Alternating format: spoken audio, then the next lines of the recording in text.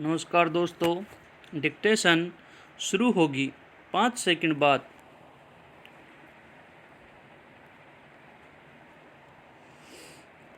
Start.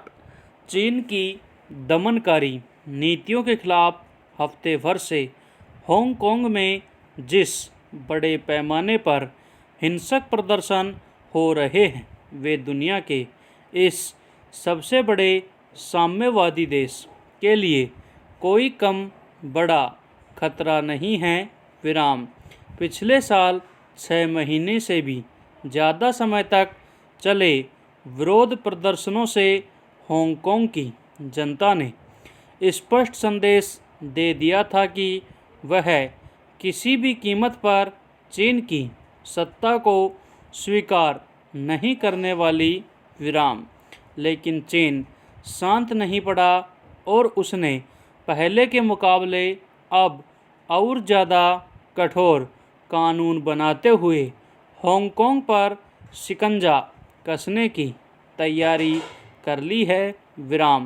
चीन की संसद ने गुरुवार को जो कठोर कानून पास किया है, वह न सिर्फ हांगकांग के नागरिकों की आज़ादी छीनने वाला है, बल्कि आने वाले वक्त में हांगकांग की अर्ध स्वायत्तता को भी ख़त्म कर सकता है।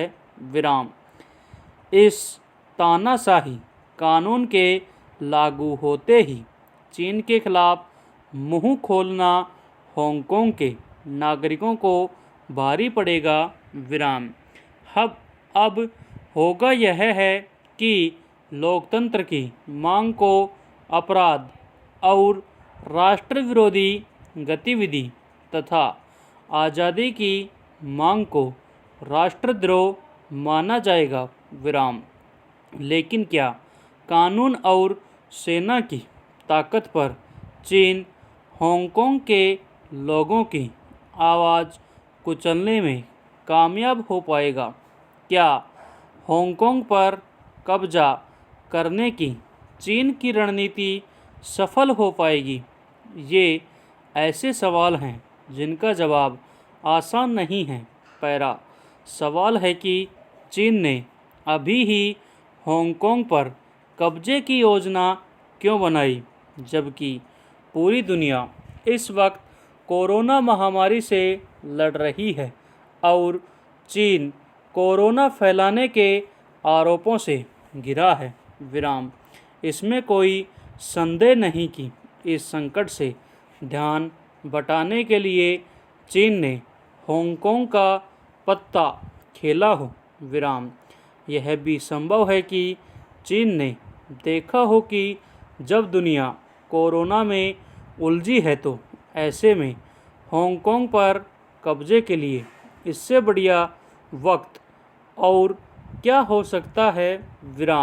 पिछले साल चीन ने हांगकांग में अपराधियों के प्रत्यर्पण के लिए कानून बना दिया था, जिसके विरोध में 6 महीने से भी ज़्यादा समय तक लाखों लोग सड़कों पर उतरे रहे और अंततः यह कानून हांगकांग की संसद को वापस लेना पड़ा।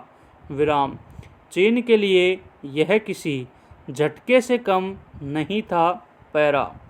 लोकतंत्र की मांग को लेकर आवाज़ उठाना चीनी शासन के खिलाफ बगावत माना जाता रहा है और चीनी शासक इसे बेरहमी से कुचलने में भरोसा करते हैं।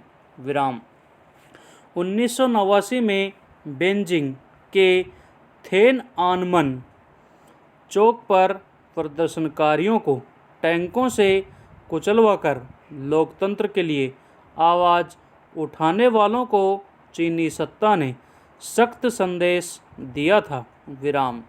16 लाख की आबादी वाला छोटा सा देश हांगकांग दुनिया का बड़ा व्यापारिक केंद्र है और कई देशों ने इसे विशेष व्यापारिक दर्जा दे रखा है।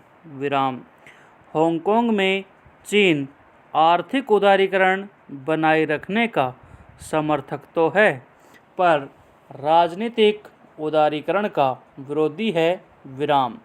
कानून और ताकत के बल पर हांगकांग पर कब्जे की कोशिश चीन को भारी पड़ सकती है, विराम। चीन अपने साम्राज्य की विस्तारवादी नीति पर चल रहा है, विराम। ताइवान को लेकर पहले से विवाद है, विराम। दक्षिण चीन सागर से लेकर हिंद महासागर तक में वह पैर पसार चुका है, विराम। हांगकांग वैश्विक व्यापार का केंद्र होने की वजह से उसके लिए सबसे महत्वपूर्ण है, विराम। ब्रिटेन ने 1997 में जब हांगकांग को चीन के हवाले किया था, तब चीन ने वादा किया था कि हांगकांग में लोकतंत्र की स्थापना होगी, विराम। इसलिए अगर हांगकांग के नागरिक लोकतंत्र की मांग कर रहे हैं तो इसमें गलत क्या है, विराम।